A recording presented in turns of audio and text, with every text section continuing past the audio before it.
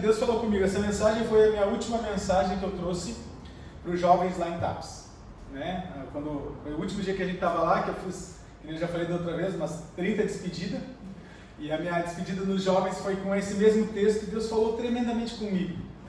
Antes de falar com os jovens, Ele falou comigo, e eu espero que Ele fale com vocês nessa noite, né? Espero que Ele possa estar, nessa noite, tarde, início de noite, que Ele possa estar realmente também tocando no coração de vocês. É um texto bem conhecido, né, para quem já tem um pouco mais de caminhada, lá no finalzinho da Bíblia. Abram suas Bíblias lá em Apocalipse. Hoje a gente vai dar uma viajada lá no final do Novo Testamento, e depois voltar lá para o Velho Testamento, e vamos ver como é que Deus se revela em toda a Bíblia. Em cada período Ele se revela de uma forma. Em cada passagem da Bíblia Ele vai se revelar para cada um de nós de formas diferentes.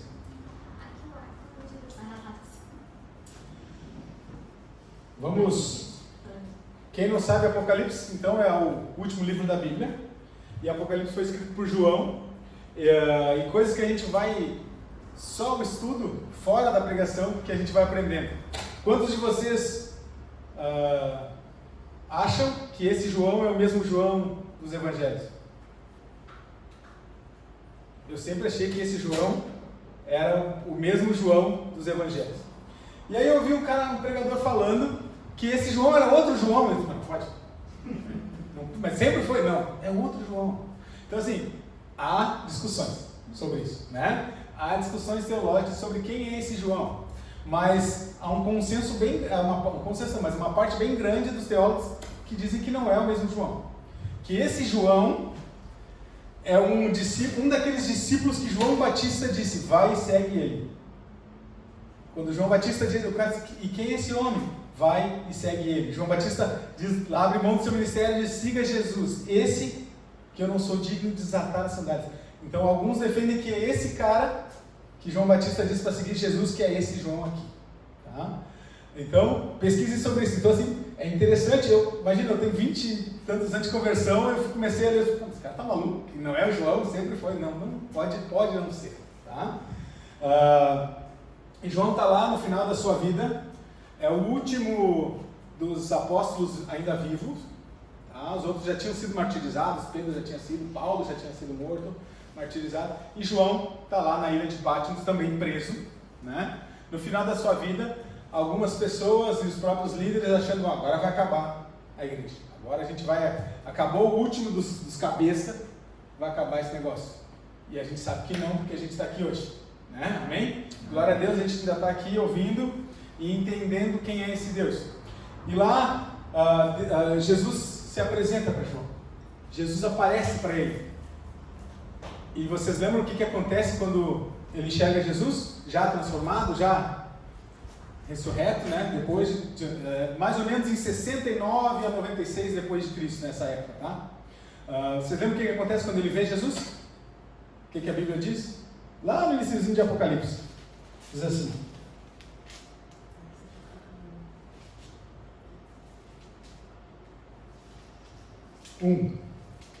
Revelação de Jesus Cristo, que Deus lhe deu para mostrar a seus servos que em breve há de acontecer. Enviou um anjo para torná-la conhecido ao servo João, e que deu testemunho de tudo o que ser visto.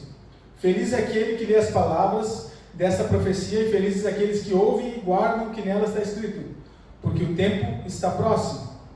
João, as 7 igrejas da província da Ásia. Vocês estavam na parte daquele que é e que há de vir, é o Espírito Santo. Depois a gente vai ser muita coisa até a gente chegar nessa parte. Eu vou explicar, vou dizer para vocês o que acontece. Quando João vê esse anjo que é Jesus, né, ele cai desmaiado. Ele cai duro, como um morto. A Bíblia diz que ele cai como um morto.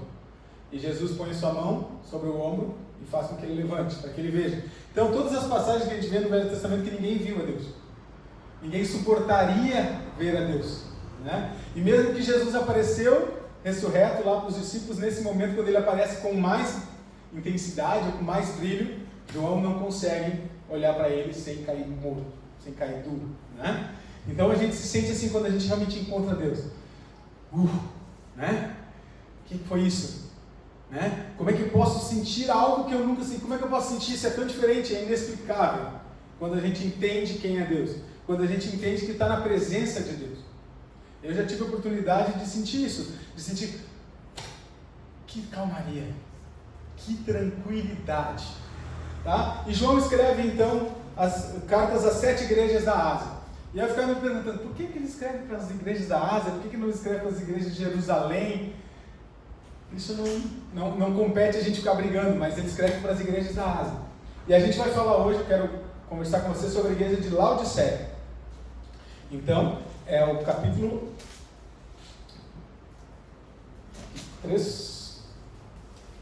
14. Apocalipse 3, capítulo 14.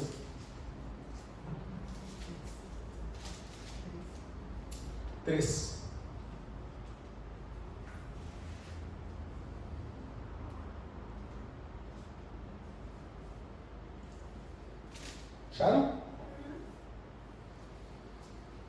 Ao anjo da igreja em Laodiceia, escreva: essas são as palavras do Amém, a testemunha fiel e verdadeira, o soberano da criação de Deus.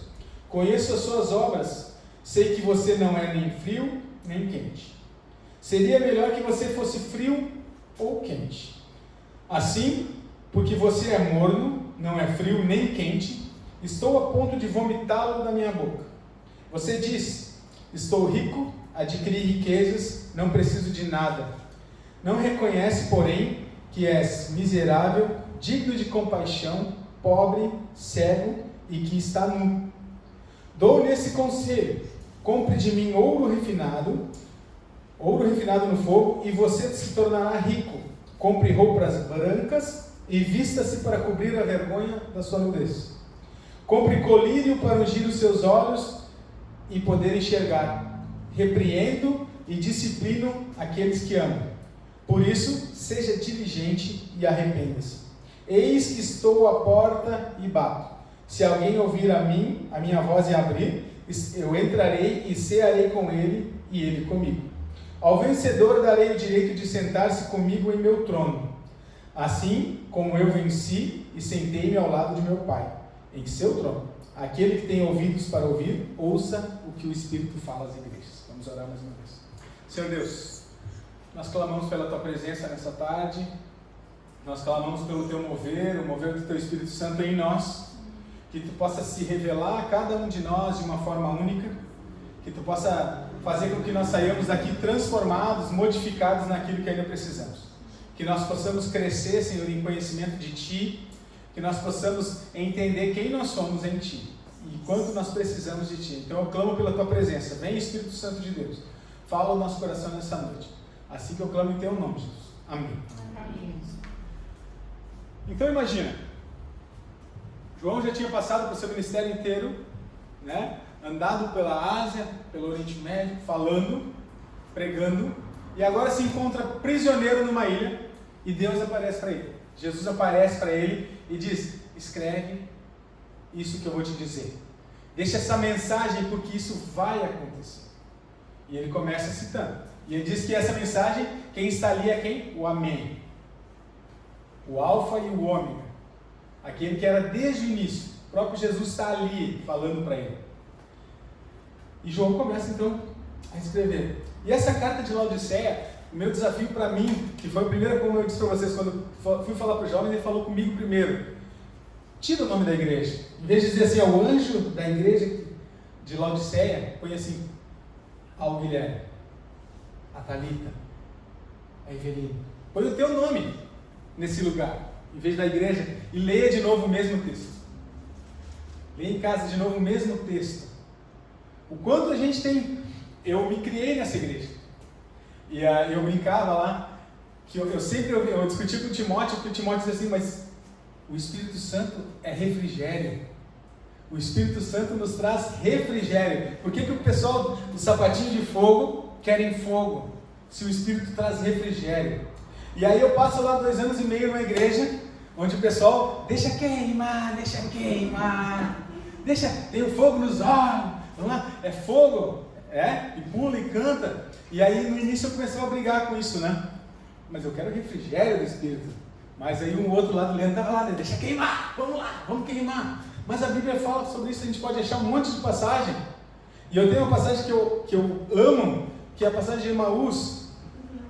O que eles dizem? Enquanto estávamos no caminho ouvindo a palavra, ela queimava em nosso coração. Ela ardia em nosso coração. Então a gente fica pensando que essa passagem fala sobre isso. Ou sobre ser um batistão, né? Ou um modo de falar, sabe quem conhece as igrejas mais tradicionais, por ser alguém muito tradicional, ou ser alguém pentecostal. Isso não tem nada a ver. Essa passagem não tem nada a ver com isso. Sobre ser tradicional ou sobre ser pentecostal. Ela está falando sobre mornidão. E aqui especificamente, é mornidão de água. Laodiceia, para quem não conhece a história ou da região, ela fica pertinho de Colossos. E Colossos era famosa por suas águas geladas. E do outro lado, Hierápolis, famosa por suas águas termais e medicinais, a 8 quilômetros de distância, e a água vinha toda dos dois lados por aquedutos. Então tu imagina, a água sai quente da terra, desce pelos canos de pedra, montanha fora, e ela chega como lá? Morna. E agora a nossa enfermeira não está aqui hoje, quando a gente quer fazer alguém vomitar, dá água morna. Eu sou se eu pegar água da torneira e tomar, me dá ânsia. E aqui Deus está dizendo para ele assim, vocês são mornos. Quem me dera que fossem gelados, frios, né? Então se você quer o refrigério do Espírito Santo, seja refrigério do Espírito Santo. Se você quer ser quente, seja quente com a presença do Espírito Santo. Seja fervoroso naquilo que você está fazendo. O que incomoda a Deus é a indiferença. E ontem nós vimos, vindo para Porto Alegre, estava ouvindo a Gaúcha e estava o Carpinejar falando sobre mornidão, e ele passou, leu um pedaço, citou essa passagem, né? Aquele jeitão dele, né? O pior é ser indiferente.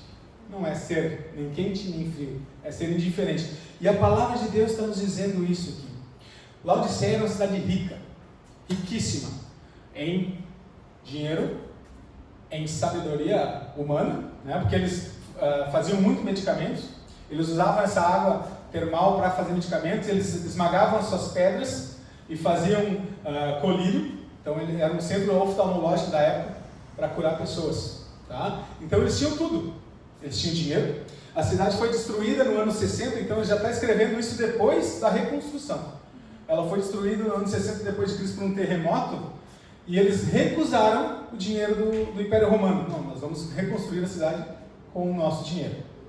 Tá? Eles produziam, eram os únicos que produziam na época um tecido preto, porque as ovelhas eram pretas lá, então eles produziam um tecido, então era um polo exportador também de tecido na época, então era um povo muito rico.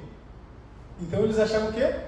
Que nós não precisamos. Se a gente ler as outras cartas, a gente vai ver Jesus apertando o povo. Vocês abdicaram da sua fé, vocês esqueceram de mim, vocês estão me trocando por outros deuses. Aqui ele não está falando nada disso para a igreja. Ele não está repreendendo a igreja porque ela não congrega.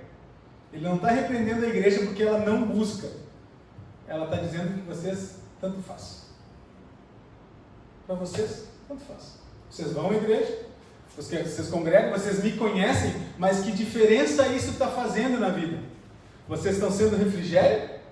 Ou vocês estão sendo calor? Ou vocês simplesmente são morninhos? Não serve para nada. Nada pega o chimarrão morno. O chimarrão tem que ser quente. Saudade do Rio Grande. Não precisa ferver, tem que ser quente.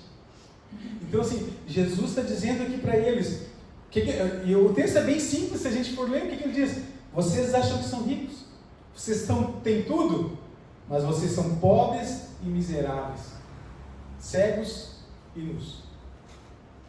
E quantas vezes a gente acha que estou bem com isso, agora estou tranquilo, agora eu já tenho meu emprego, agora eu já me garanti, agora estou tranquilo, e a gente vai amornando, a gente vai não se afastando ao ponto de perceber, não deixando de lado Jesus ao ponto de virar minha vida de novo, maluco de novo, não, mas ao ponto de não fazer mais diferença, ao ponto de não... O que eu estou fazendo aqui? Quando eu falei que a gente ia voltar lá no Velho Testamento, então quero convidar vocês para abrir lá em 2 Crônicas.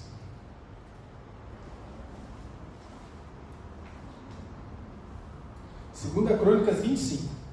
Isso aí é para quem conhece a Bíblia. Que achar a 2 Crônicas não é fácil.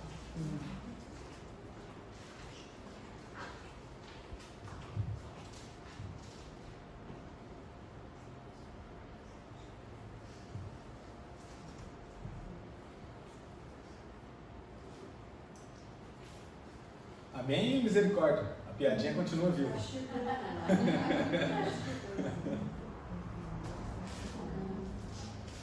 Tem outros, quem achou diz amém, quem não achou desespera. 25. Versículo 1.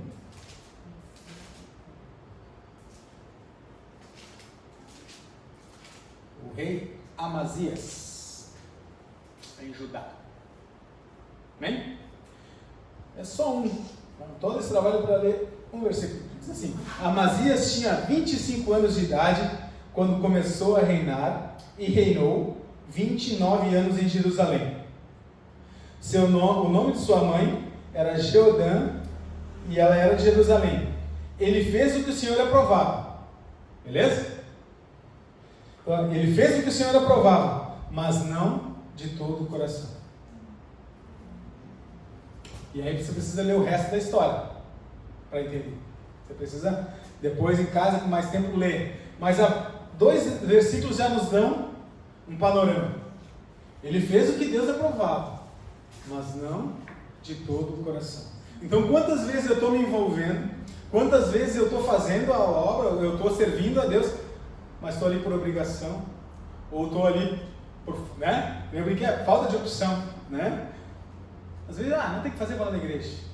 Ou já é costume, né? Todo domingo. Domingo já é dia de ir na igreja. Lá a gente mora numa cidade bem católica, então todo dia às 5h30 da tarde, toca de hora em hora o sino da igreja. Às 5h30 chama o fiel. Domingo, 8h30 da manhã, chamando a galera. Isso vira um costume, né? Então assim, a grande dificuldade de tu pegar alguém, tu falar de Jesus para alguém que realmente vai lá na igreja é entender que não é cumprir ritos, que ser cristão não é repetir o que o outro faz, que ser cristão não é botar terno, mas não é todo domingo na igreja, que não é ser batizado a tal idade, que não é fazer a crisma, que não é isso, e sim se parecer com Jesus, e sim ouvir o que Jesus fala. Isso é ser cristão. E os laodicenses, eles eram religiosos. Eles cumpriam as suas obrigações, mas eles faziam como Amazias, não de todo o coração. Eles tinham dificuldade de entender o pecado, porque eles se achavam mais do que os outros. Gente, e eu me pego às vezes, eu tento não ser, mas eu me pego às vezes ouvindo alguma coisa, mas eu faria melhor. Eu faria melhor que isso aí. Aí a minha mão direita tenta me dar um tapa, né? Quantas vezes a gente pega pensando nisso, né? A gente está agora lá também começando uma igreja nova, começando com gente que está recém-convertido. Aí tu vê o cara tocando violão e num outro ritmo, você está fora do ritmo, não é esse ritmo, essa música não é assim. Cala a boca, fica quieto. Deixa o irmão fazer do jeito dele. Abençoa, ajuda do jeito que for, né? Ou tu vê alguém, mas eu falaria de outra forma. Tá, tu faria de outra forma. E Deus automaticamente me diz, tu faria, mas não é tu. Deixa o irmão fazer. Deixa ele fazer assim, né? Então, quantas vezes a gente se pega se achando? E Deus está dizendo para eles aqui, vocês não são nada. Vocês não são nada. Então eles se vangloriavam, era uma cidade que eles se vangloriavam porque eles tinham tudo. Nós reconstruímos a nossa cidade. Nós temos a melhor medicina, né? Parecia até os gaúchos, né? Melhor em tudo, né? Eu acho que eles eram gaúchos, né? Se achando, né? E esse texto nos dá várias lições, né? E ele é um texto bem simples. Se a gente analisar ele, a escrita é bem simples. Ele traz uma lição completinha. Ele começa com uma apresentação no versículo 1. Ele vem com um conhecimento, né? Eu dizendo, eu sou fulano, eu conheço as obras de vocês, e vocês são mortos. Então ele vem com uma apresentação, dizendo que ele sabe e já com diagnóstico. Eu conheço vocês e vocês são morninhos, né? E depois ele vem com um conselho. E eu aconselho vocês, então, a fazer o quê? Comprem de mim ouro refinado. Comprem de mim vestes. Né? Então, imagina, eles são ricos e ele está dizendo, comprem de mim ouro. Que o meu ouro foi limpo no fogo. E eles são conhecidos pelo seu têxtil. Comprem de mim vestes brancas. Comprem de mim as vestes boas. E eles são conhecidos pela medicina, pela oftalmologia. E eu tenho colírio para vocês, para limpar os olhos de vocês. Então tudo que eles se achavam melhores, Jesus está dizendo, eu tenho muito melhor.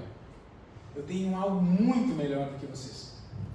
Depois ele faz um apelo, né? E repreende eles. Deixem de fazer isso. Aqueles que me amam, deixem de fazer isso. E ele faz uma visita.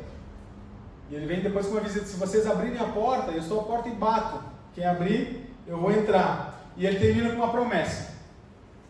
Ao vencedor eu darei o direito de se sentar comigo. Então, se a gente fazer uma análise do texto, ele é um texto bem simples. Um texto bem claro, não tem muita enrolação. Ele é bem claro. Só que a gente tem que fazer essa análise, como eu disse, colocando o nosso nome lá no início. Esqueça a igreja. Nós somos a igreja hoje. Não é mais esse lugar aqui, é só um lugar que a gente se reúne. Se a gente sair daqui e se reunir lá na casa da Ana Maria, a igreja está lá. A gente ouviu tanto disso, mas isso tem que se tornar cada vez mais verdade na nossa vida. Isso tem que se tornar verdadeiro para nós. Porque a gente só encontra Deus onde? Onde é que a gente pode encontrar Deus?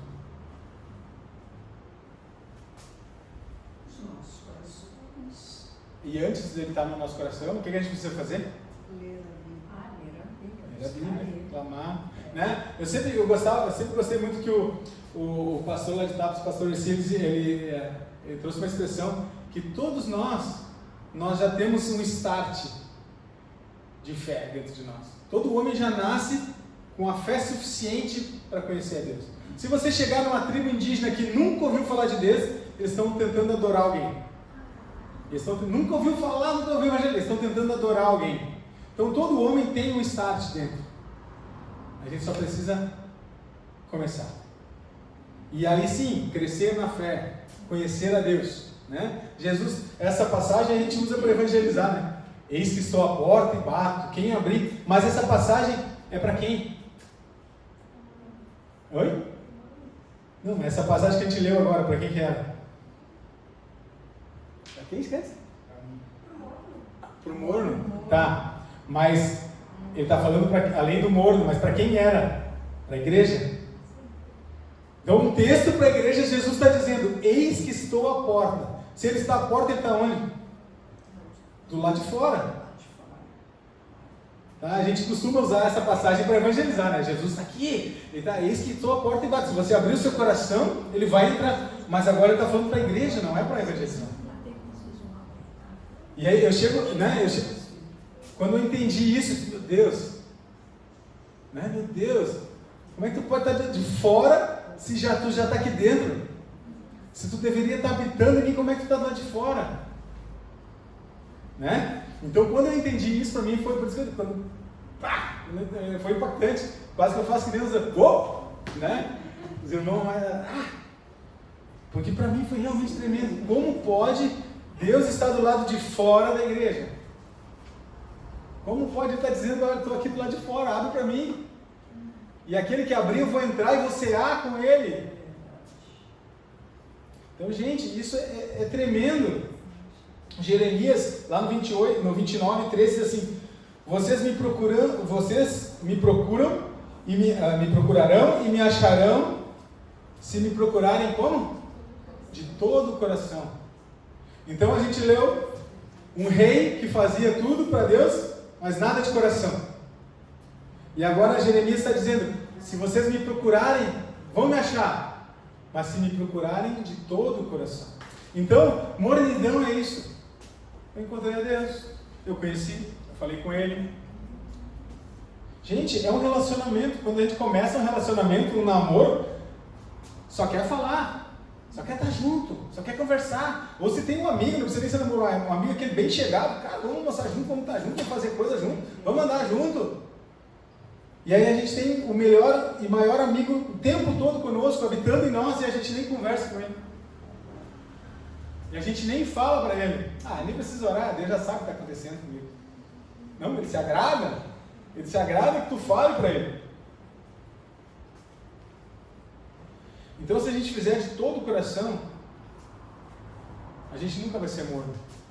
Então, não seja refrigério ou seja quente. Não faz diferença. A passagem diz: que bom que você fosse frio, ou que bom que você fosse quente, mas você é morno. Então, não é para você só, é para mim. Deus falou comigo quando Ele falou isso. Não seja frio, então seja intenso. Então eu procuro ser intenso no que eu estou fazendo sempre. Eu procuro fazer da melhor maneira possível. Talvez o meu melhor não seja suficiente para você, mas o meu melhor é para Deus. E para Ele, por isso que quando eu penso que eu poderia fazer melhor que alguém, cala tua boca e ajuda o irmão se for necessário, se ele te pedir. Não fica te achando. Tu é só mais um pobre, cego e nu. Então isso impacta na nossa vida em tudo, gente. Não é só na palavra, em tudo. Todo o meu jeito de olhar para uma pessoa, para um não crente, para quem não conhece, ela vai impactar da mesma forma. Eu não sou mais do que o mendigo, não. Não sou nada mais do que essa pessoa. Talvez ela não tenha tido a oportunidade de conhecer a Cristo ainda. Por isso que eu sempre tive muita dificuldade quando alguém, não, tem que ser médico para ser alguém.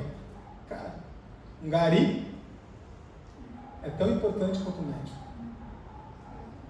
É uma pessoa, merece o mesmo respeito, Então eu tenho pavor de chamar alguém de doutor. Doutora? Doutora Cândido. O advogado quer ser chamado de doutor, o médico quer ser chamado de doutor, todo mundo quer ser chamado de doutor. Tenho pavor. Tem doutorado em quê, miserável?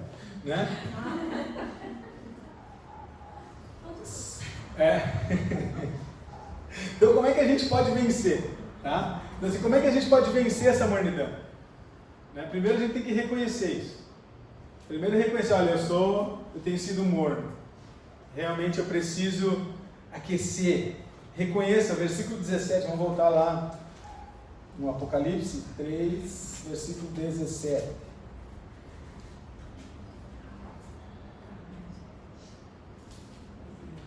Você diz que é rico, adquirir riquezas e não precisa de nada. Não reconhece, porém, que és miserável, digno de compaixão, pobre, cego e nu.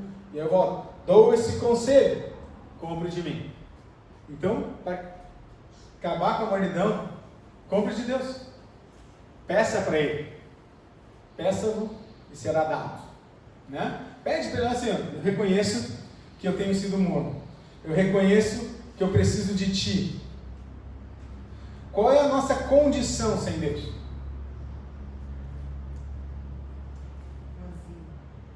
Vazio. Se a gente não tiver a Deus, nós somos o quê? Mortos. Sou morto, Se eu não tiver Deus, eu sou morto. Eu sou morto vivo andando por aí, só esperando chegar acabar meu período aqui. E se eu tenho a Deus, eu estou vivo. Eu estou para a eternidade, aguardando o meu galardão, aguardando o dia de ver ao Senhor. Essa é a diferença. Então, quando eu não conheço a Deus, eu não quero a Deus, eu sou só um morto andando. Sou só um The Walking Dead andando por aí. Só um zumbi, gastando do meu tempo e da minha vida. Mas quando eu entrego a minha vida para Deus realmente, e eu entendo que eu não quero ser morto, eu invisto nisso. Quando eu entendo isso, eu tenho valor, eu ponho valor nos meus relacionamentos, eu ponho valor nas outras pessoas, eu entendo o que Deus quer de mim. Então o desafio meu, pessoal, Leandro, é não ser morno. É ser intenso no que eu faço, é ser intenso nos meus relacionamentos e no meu relacionamento com Deus. Então quando a gente canta lá aquelas músicas lá mais avivadas, que é deixa queimar, deixa o Espírito queimar em mim. E se você acha estranho, deixa ele queimar no irmão. E pede, me dá um refrigério, Senhor. Eu quero gelo, está muito calor aqui. Traz um refrigério para mim, Resfria, me deixa legal contigo. Né? Então a gente impede as bênçãos por preconceito. A gente às vezes impede, não, nem quero isso aí, porque não é assim. Eu não entendo isso. Quantas vezes eu mesmo falei assim, não é assim que eu entendo. A gente concorda em 99% do que a Bíblia diz e 1% que ele não concorda, a gente se apega. Não. Tem que gostar, né? E o que é evangelho para você? O que é para cada um de nós? O que é o evangelho?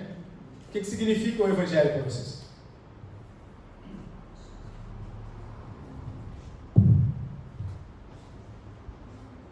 É uma brincadeira de perguntas e respostas. A palavra de Deus. Tá, é a palavra. Oi, desculpa. Aceitação de Deus. Não tem certo e não tem errado, tá, gente? Não tem ninguém, como eu diria para os adolescentes, ninguém vai fazer. É a palavra de Deus, é a aceitação de Deus. O que é o evangelho? Jesus ressurreto. Eu gosto muito de uma frase de C.S. Lewis. É difícil também competir com C.S. Lewis, né? Mas é uma frase que ele diz assim: cristianismo falso não tem importância nenhuma. Mas se for o verdadeiro, tem infinita importância. O que ele não pode ser é de moderada importância. Então é pior o cara que conhece o evangelho e está ali, né? É melhor que não conhecesse. A palavra fala isso, é melhor que fosse ignorante do que conhecer e não obedecer. Do que conhecer a Deus e não amar o seu irmão. Então, se o evangelho ele não é importante, tá bom. Agora, se ele é importante, ele tem que ser a coisa mais importante da sua vida. E isso para mim é impactante, tremendo. Cada dia que eu penso nisso, cada vez que eu leio a palavra, que eu penso nisso, o quão impactante tem sido para mim. Se o evangelho ele é importante, ele tem que ser o mais importante. E aí a gente pensa que, porque tem muita coisa importante, e que a gente não vai dizer que não, o emprego é importante, né? A nossa família é importante, os relacionamentos que a gente tem são muito importantes, mas Jesus, o evangelho é o mais importante. É o mais importante. Porque tendo relacionamento diário, verdadeiro com ele, o resto das coisas vão se ajeitar. O resto das coisas vão fluir. Agora, se a gente não quer, aí é complicado. Aí fica difícil. Então, gente, a palavra, ela é simples. É legal saber que as águas quentes vinham de Herápolis, que as águas frias vinham de Colossos, que talvez não tenha sido João que escreveu. É legal quando a gente começa a perceber isso. Assim como é legal tu ler o texto, como eu li esse texto pela primeira vez, li, e Deus falou comigo nele. E aí eu disse, mas será que isso aqui é assim mesmo? Será que realmente era essa mornidão? Será que é isso? E aí tu vai procurar então em outras pessoas com mais tempo de caminhada, ou que tu acha que são mais sábias do que tu, e eles falam a mesma coisa. Para mim foi muito legal isso, de ter uma revelação na palavra e de ouvir homens que eu entendo que são homens realmente de Deus, que têm uma caminhada, e o cara dizia a mesma coisa que eu estava entendendo. Então assim, é legal saber que a água quente vem da, mas é legal saber que Deus fez isso. E é legal saber que isso é vivo e verdadeiro, até hoje. E algo que foi escrito mais de 3.000 anos, lá quando Jeremias escreveu, mais de 3.500 anos quando foi escrito Crônicas, e mais de 2.000 anos quando João teve essa revelação. E essas coisas se batem. Não, se batem não é a palavra, não se batem. Elas casam, vamos dizer assim.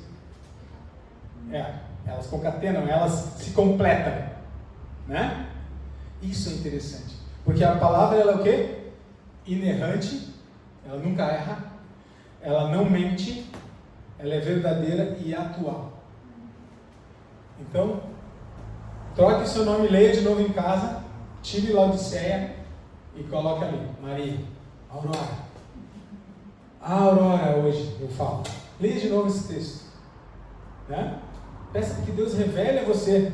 Nós estamos lendo estamos com o desafio lá, nós como casal, de ler a Bíblia toda em ordem cronológica em um ano, né? Reler, né, a Bíblia toda agora, mas como casal, nós dois estamos lendo diariamente para poder conversar sobre aquilo ali. Então a gente estava no meio de Gênesis, a gente foi lá ler o Jó, depois voltou para Gênesis, agora está entrando em Êxodo e lê toda a genealogia.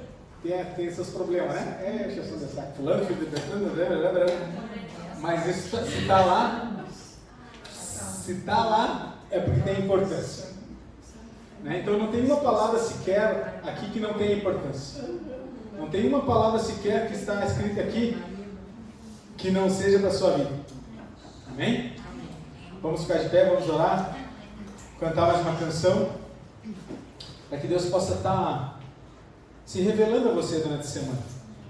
Deus possa estar falando ao seu coração e, assim como tem falado comigo, não me deixar me abater com o que acontece e não me achar melhor que os outros. Não me achar que eu posso ter, porque eu tive oportunidades, ou porque eu aprendi, ou porque eu já tenho uma caminhada maior, que o que o outro que está recém aprendendo não é tão capaz quanto eu. Então feche seus olhos. Senhor Deus, nós clamamos pelo Teu mover em nós. Nós clamamos que a Tua palavra, que é viva e verdadeira, faça morada em nosso coração. Que nós possamos fazer todas as coisas de coração. Que nós sejamos, Senhor Deus, aquela igreja que sabe que Tu está aqui dentro. Que Tu não está batendo a porta, mas que Tu já está habitando dentro de nós. Que nós sejamos vivos e verdadeiros. Que nós possamos sentir a Tua presença, ser refrigério a quem necessita e ser calor a aquele que precisa ser. Que nós saibamos que Tu és Deus, que Tu és o nosso único Senhor e Salvador de todas as nossas, a vida de cada um aqui. Então, Pai, vem ser conosco nessa semana. Leva-nos em segurança aos nossos lares. Recebe o nosso louvor ainda, Senhor, que possa ser realmente um coração quebrantado e contrito diante de Ti. Que nós saibamos que Tu és Deus, que Tu nos amou primeiro e tem Te revelado a cada um de nós de uma forma única. Então vem Espírito Santo de Deus sobre nós. Vem com Tua mão, vem com Teu poder, vem com Teu refrigério, Espírito Santo. Vem Te revelar a nós, vem fazer de nós morada, vem fazer em nós a Tua habitação. Que nós possamos a cada dia Te sentir mais presentes. Que nós possamos a cada dia entender quem Tu és e o Teu amor e a Tua misericórdia que habitam em nós. Faz de nós Teus servos fiéis. Faz de nós, Senhor Deus, a flecha atirada, Senhor Deus, que nós possamos acertar o alvo, que nós possamos estender a nossa mão a quem necessita, falar do Teu Evangelho àquele que não Te conhece. Dá descanso ao pastor Roberto, sua esposa, que eles possam, Senhor Deus, a Ivone, que eles possam estar sentindo, Senhor Deus, o Teu amor nesse momento. Que eles possam retornar descansados, Senhor Deus, e com desejo maior e maior de Te buscar e falar do Teu Evangelho a quem não Te conhece. Dá a eles todo o entendimento do que tem acontecido. Restaura a Tua igreja, Senhor Deus, reforça, converte pessoas, Senhor Deus, e traz para que nós possamos cuidar. Faz de nós guerreiros, Senhor Deus, corajosos, que nós tenhamos intrepidez em falar, em viver de forma digna de Ti, para que as pessoas possam enxergar em nós, não um modelo, mas sim alguém que está Te buscando, alguém que mesmo com sua imperfeição reconhece a necessidade que tem de Ti. Tem misericórdia de cada um de nós, tem misericórdia de mim, pobre pecador, como Tu disse na Tua palavra, pobre, cego e nu, mas que reconhece a necessidade, e que eu possa ser intenso no meu relacionamento contigo, que eu possa ser intenso no relacionamento com o meu irmão, e que isso possa ser contagioso, que o amor que nós temos uns pelos outros aqui possa ganhar esse bairro, possa ganhar essa cidade, que nós possamos, Senhor Deus, nos alegrar em Ti. É o que eu clamo e Te agradeço em Teu nome, Jesus. Amém e amém. Olhe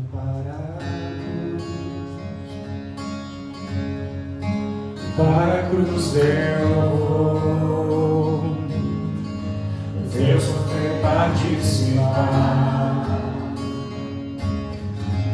Tua obra vou cantar,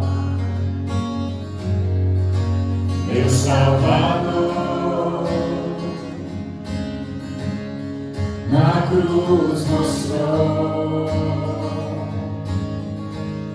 o amor do Pai, o justo Deus.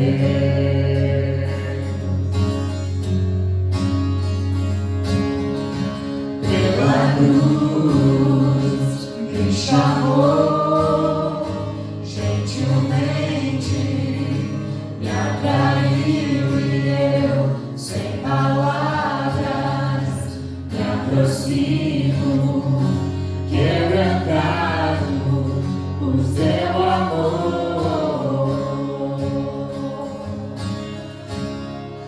Imensidão e graça recebe, pois tua cruz a morte me livrou, trouxe minha vida. Eu estava condenado, mas agora pela cruz eu fui reconciliado.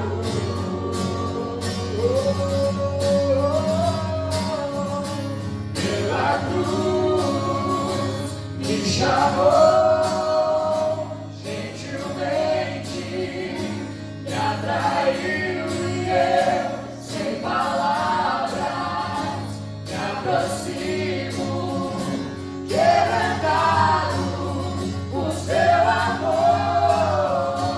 Pela cruz me chamou, gentilmente me atraiu e eu, sem palavras, me aproximo, quebrantado por seu amor. Impressionante é o seu amor.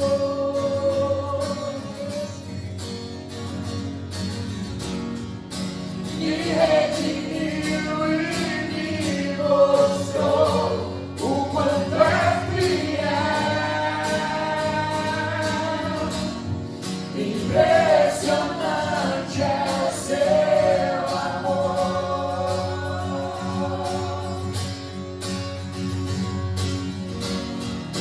Me redimiu e me mostrou o quanto é fiel.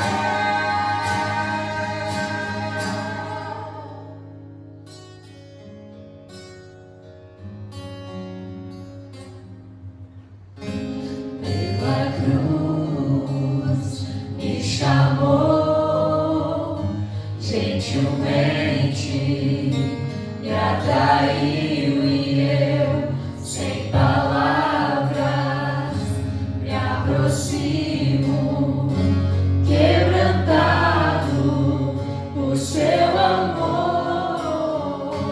Pela cruz me chamou, gentilmente me atraiu e eu, sem palavras, me aproximo, quebrantado por seu amor. Aleluia. Amém. Amém. Amém.